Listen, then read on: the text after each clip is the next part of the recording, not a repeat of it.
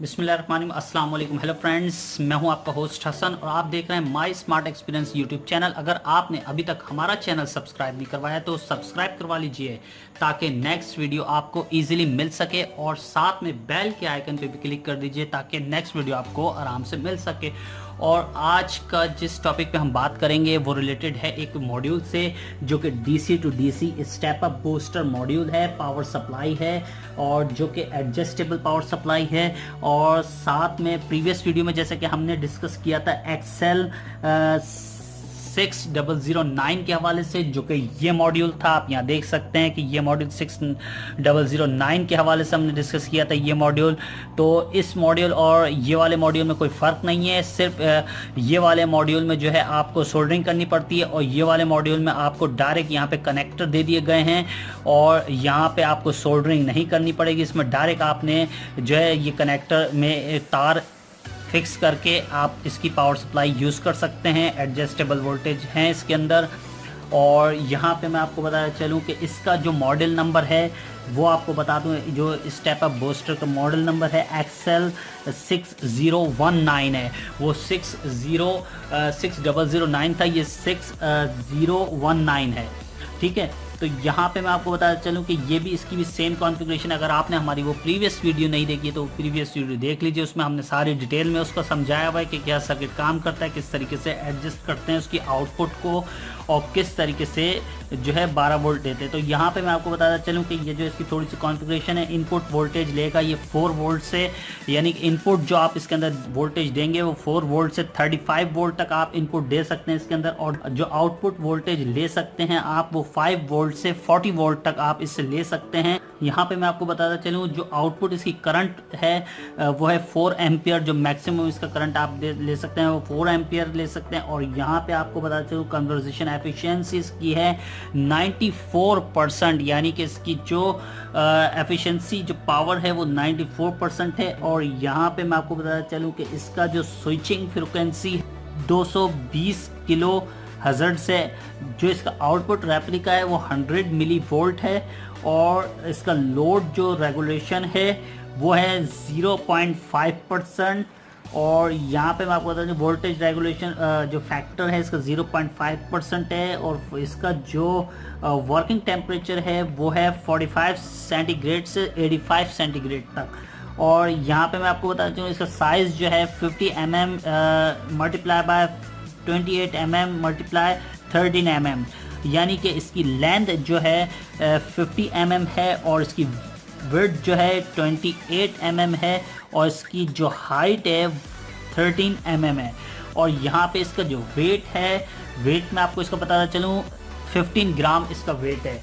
तो ये आपके बहुत से काम में आप इसको यूज़ कर सकते हैं, क्योंकि 12 वोल्ट की सप्लाई है। यहाँ पे आप 12 वोल्ट की सप्लाई यूज़ कर सकते हैं बहुत से कामों में। प्रीवियस वीडियो में हमने डिटेल में बताया हुआ है, तो ये मॉड्यूल आपके बहुत काम आ सकता है। इसमें आपको सोल्डरिंग नहीं करनी पड़ती, ये स्टेप अप बूस्ट है। यहाँ पे मैंने इसको जो है यहाँ पे आप देख सकते हैं 3.7 वोल्ट के सेल के साथ मैंने इसको लगाया हुआ है। और यहाँ पर आपको मैं इसकी जो है आउटपुट चेक करा देता हूँ कि क्या आउटपुट दे रहा है। यहाँ पे मैं आपको इसकी आउटपुट चेक करा दूँ क्या आउटपुट यहाँ पे दे रहा है। यहाँ पे आपको दिखा देता हूँ मैं।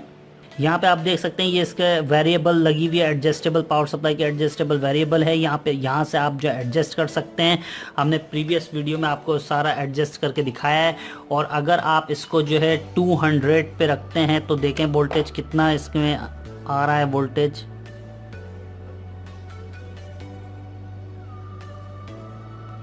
21 वोल्टेज जो है इसके अंदर 21.4 वोल्टेज शो कर रहा है। अब मैं इसको एडजस्ट करूंगा 12 वोल्ट पे। तो 12 वोल्ट पे एडजस्ट करने के लिए मुझे क्या करना पड़ेगा, इसकी वेरिएबल को घुमाना पड़ेगा। और वेरिएबल किस तरीके से घूमेगी यहाँ पे आप देख सकते हैं। मैंने इसको एडजस्ट कर लिया, यहाँ पे मीटर पे लगाया हुआ है। और यहाँ से मैं इसकी वेरिएबल जो है घुमाता जाऊँगा और देखिएगा कि आप वोल्टेज कम होते चले जाएंगे। 22 वोल्टेज बढ़ते चले जा रहे हैं, तो बढ़ा भी सकते हैं आप इसको वोल्टेज को। 23 वोल्टेज से ऊपर निकल गया है, 24 वोल्टेज से ऊपर निकल गया 25 वोल्ट। और 25 से 26 वोल्ट, 26 से 27 वोल्ट, 27 वोल्ट से 28 वोल्ट, 28 वोल्ट से 29 वोल्ट, 30 वोल्ट तक चला गया है। यहाँ पे आप देख सकते हैं 32 वोल्ट आ गए यहाँ पे। यहाँ पे आप देख सकते हैं कि 34 वोल्ट आ चुके हैं। तो यहाँ पे आप देख सकते हैं कि 40 वोल्ट तक ये चला जाएगा। अब देखिएगा, आप यहाँ देख सकते हैं अब इससे आगे नहीं जा रहा। तो अब मैं इसको वापसी 40 वोल्ट तकरीबन आ चुके हैं इसके अंदर। अब मैं वापसी इसको घुमाता चला जाता हूँ कि 12 वोल्ट पे मुझे इसको सेट करना है। तो आप यहाँ देख रहे हैं मैं इसको किस तरीके से घुमाता जा रहा हूँ और ये वोल्टेज कम होते चले जा रहे हैं। आप देख सकते हैं यहाँ पे मैं इसको 12 वोल्ट पे सेट कर दूंगा। यहाँ पे आप देख सकते हैं 20 वोल्ट पे आ चुका है, ये 19 वोल्ट पे आ चुका है और यहाँ पे आप देखें कि ये 17 वोल्ट पे आ चुका है, यहाँ पे 14 वोल्ट पे आ चुका है। आप यहाँ देखें ये 12 वोल्ट पे आ गया है यहाँ पे।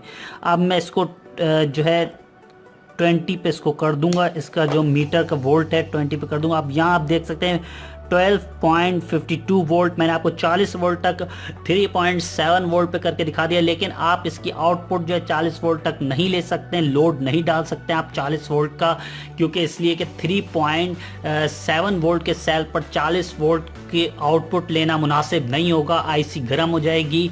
तो अगर आपने इसके वोल्टेज लेने ही हैं, अगर 40 वोल्ट आपके लेने हैं तो इसके अंदर आप 12 वोल्ट जो है इनपुट देंगे तो आपका 40 वोल्ट तक आपका ऊपर चला जाएगा। 24 वोल्ट इनपुट दें तो 40 वोल्ट जाएगा, 12 वोल्ट इनपुट दे रहा है तो 24 वोल्ट की इससे आप आउटपुट ले सकते हैं। यहाँ पे मैंने 3.7 वोल्ट का जो सेल लगाया हुआ है और उससे मैं 12 वोल्ट लूँगा, तब भी ये थोड़ा हीटअप करेगा। लेकिन अगर इससे कम एम्पियर की चीज़ें चलाएंगे तो ये कंटिन्यूस चलता रहेगा वर्किंग 12 वोल्ट पे। तो यहाँ पे क्योंकि 4 एम्पियर का है ना इस प्रीवियस वीडियो में हमने 2 एम्पियर के सर्किट के ऊपर ये 3.7 वोल्ट का जो है सेल लगाया था, तो वो कंटिन्यूस रनिंग कर रहा था और वो मतलब वो कंटिन्यूस चल सकता है सर्किट। और यहाँ पे आप 4 एम्पियर का सर्किट है तो इसके काफ़ी जो है हैवी है ये, और इससे आप जो है 12 वोल्ट यहाँ से ले सकते हैं। और अगर 40 वोल्ट लेने की कोशिश करेंगे तो आईसी गर्म हो जाएगी। 40 वोल्ट का अगर आपने चलाया आ तो जाएगी, यहाँ पे शो तो हो जाएगी आउटपुट, लेकिन आप कोई चीज़ चला नहीं पाएंगे 40 वोल्ट की, और चलाएंगे तो आईसी काफ़ी गर्म होगी। ये वाली जो आईसी लगी हुई काफ़ी गर्म हो जाएगी। तो मैं आपको ये बता चलूँ, अभी मैंने यहाँ पे 12 वोल्ट सेट कर दिया। अब मैं यहाँ पे आपको कोई चीज़ चला के दिखाऊंगा 12 वोल्ट से। आप देखिएगा कि यहाँ पे मैंने मीटर हटा दिया और यहाँ पे मैं जो हूँ 12 वोल्ट से आपको कोई चीज़ चला के दिखाता हूँ। यहाँ पे आप देखें मेरे पास एक लाइट है जो कि मैं आपको इस चला के दिखाऊँगा। यहाँ पे आप देख सकते हैं कि यहाँ देखें ये मैंने 12 वोल्ट की जो है जला दिया है। यहाँ पे आप देख सकते हैं ये लाइट जल रही है यहाँ पे। और आपको मैं ये भी चेक करा दूँ, यहाँ पे ये दूसरी लाइट भी चेक करा देता हूँ इससे पे। ये देखें आप यहाँ पे, ये देखें ये 12 वोल्ट की लाइट यहाँ पे जल चुकी है। यहाँ पे आप देख सकते हैं कि 3.7 वोल्ट के ऊपर मैंने 12 वोल्ट लिए हुए और यहाँ पे इसको मैंने रन किया हुआ है इसको। और यहाँ पे आप देख सकते हैं आईसी हीट नहीं हो रही है। तो यहाँ पे 12 वोल्ट इससे आप ले सकते हैं। अगर 24 वोल्ट देंगे तो आईसी हीट होने शुरू हो जाएगी। और ज़्यादा एम्पियर का अगर 24 वोल्ट में भी अगर आप चलाएं तो कम एम्पियर की कोई चीज़ चला सकते हैं बहुत आराम से।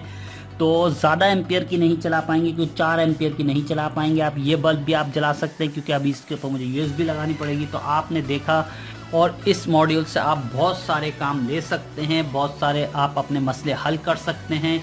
12 वोल्ट की पावर सप्लाई हर जगह रिक्वायर्ड होती है, प्रोजेक्ट में लोग यूज़ करते हैं 12 वोल्ट की पावर सप्लाई। तो ये उन स्टूडेंट्स के लिए भी है जो कि पावर सप्लाई उनको रिक्वायर्ड होती है, 12 वोल्ट की पावर सप्लाई रिक्वायर्ड होती है, तो वो इसको इस्तेमाल कर सकते हैं इस मॉड्यूल को।